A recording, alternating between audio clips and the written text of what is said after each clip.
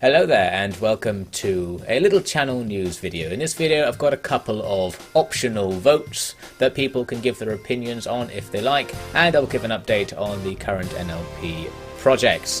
Footage probably unrelated unless I happen to have something relevant stowed away for what I'm talking about, which I might.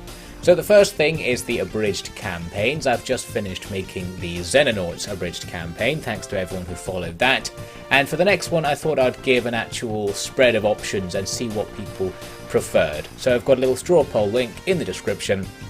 You'll see a list of the games I was considering playing next, and you can vote for as many as you like for which ones you think you'd be interested in. And probably this series, maybe the next one as well, will be picked from somewhere in the top of the table, whatever comes out of this.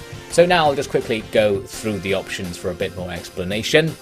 At the top is Star Wars Empire at War. Again, we already had that, but this time with one of the overhaul mods. Thrawn's Revenge or Republic at War. Probably Thrawn's Revenge, because I thought that looked more interesting, but not quite sure, haven't looked into them too much. Yes, because the series I made in that was quite short and was really just me learning the game. So maybe a more serious campaign in that will be what I'm talking about there.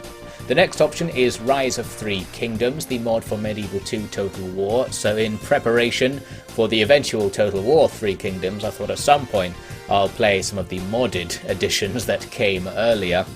It's pretty much Medieval 2 Total War, but with a Three Kingdoms theme. I guess I won't say much more about it than that.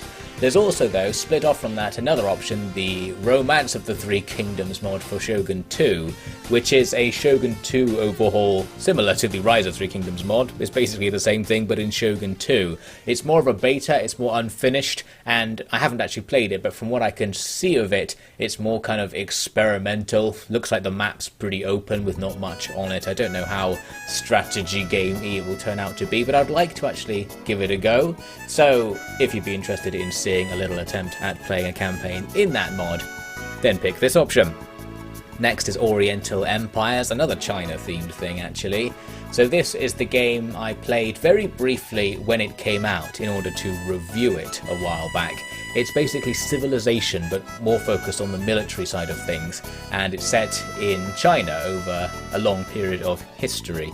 So if you'd like to see something in that, a sort of mix of city building, planning and military strategy, then give that a vote.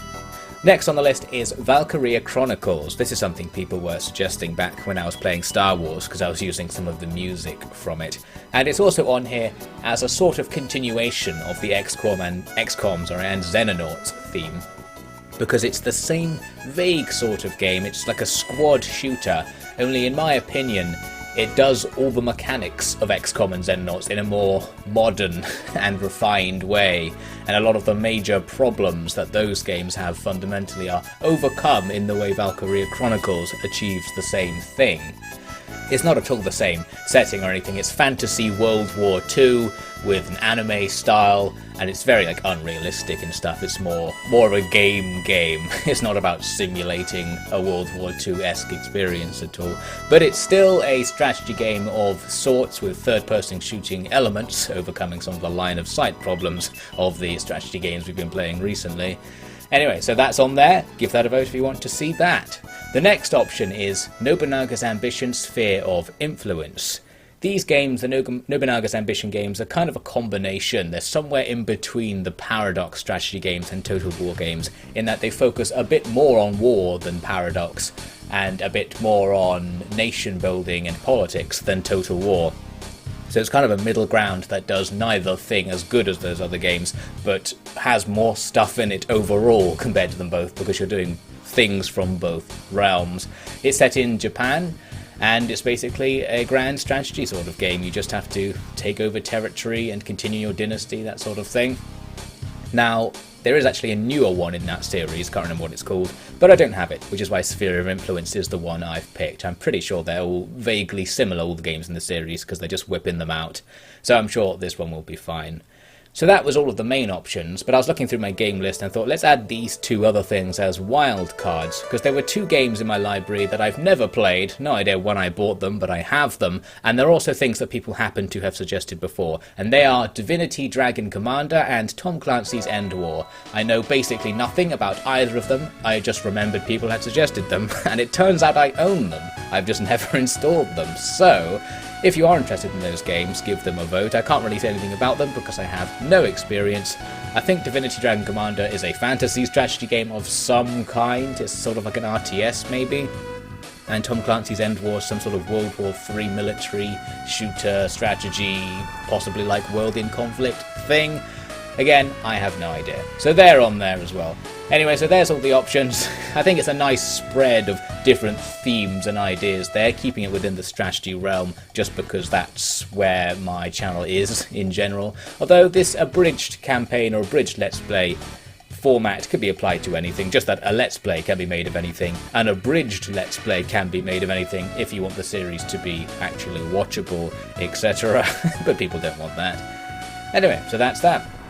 Now the other quote-unquote vote is about This Is Content, because I'm thinking at the moment what I'm going to do is make This Is Content its own channel, so have a second channel that just has that on it and not have it on the main channel. I've thought of doing that for a while just because it's neater and it makes things easier to organise and easier for people to find what they want to find and not see the things they don't want to see. But the reason I'm actually doing it, or actually thinking of doing it right now, is that YouTube recently mentioned in some hidden video that actually upload frequency now has no impact on the algorithm. It's all been taken out. So spamming videos is supposedly no longer advantageous. I don't know if that's true, and I strongly suspect it isn't. However, I am quite willing to experiment with it at least, just because it would be neat, as I said, to split things off, especially because This Is Content is increasingly divergent from what the rest of the stuff I make is.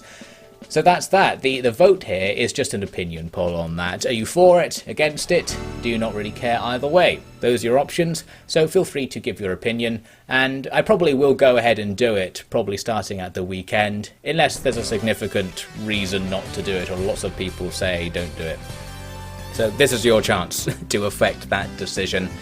And yes, so probably from Sunday-ish, I'll start releasing things on a second channel. Just need to quickly make one, and I'll finish the Crusader Kings series on it, and I've got a new series coming out, another weird JRPG series with all sorts of crazy crud. So that's for the Steamboat Chronicles fans out there. Anyway, so that's that. That's the votes. Now, a quick bit of news, since I happen to be here. The Mount & Blade NLP is in production. It's going to replace Crusader Kings once that's done, which will probably be a couple more episodes. It's not actually that far through production since I'm making Crusader Kings at the same time, but the fact I've started it and got a lot of the hard bit out of the way, making like the intro and sourcing resources for it, will mean there's a smaller gap in between Crusader Kings ending and the new series starting, so hopefully that will be nice. The series is going to be slightly similar to the old Frank's Pennant series, if anyone's around who watched that, where it's essentially gameplay commentary and then with sections of full prose style narratives, and not just dialogue like the last time I did Mount & Blade.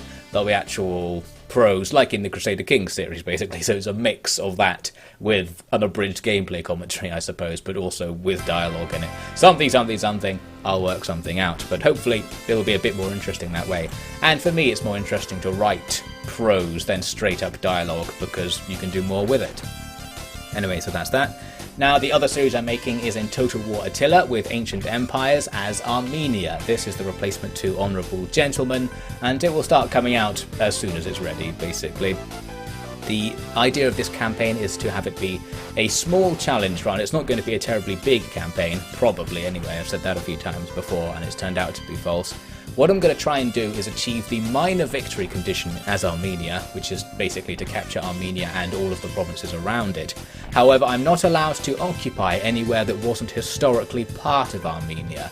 So the challenge is to somehow use diplomacy and military expeditions out into the neighbouring provinces to create puppet states, to see if it's possible to win the game in that fashion, or at least come very close to it. It may indeed not actually be possible, so it's not a proper challenge run in that regard. It's more of just an attempt to make things go a little bit differently to normal, because obviously you can just raise 3 stacks of Armenian levy spears and auto-resolve to almost immediately win the minor victory condition. So I'm going to try and do it in a more historically realistic and soft-touch kind of way, in the hope that it will give the AI more of a chance to make something interesting happen for all intents and purposes.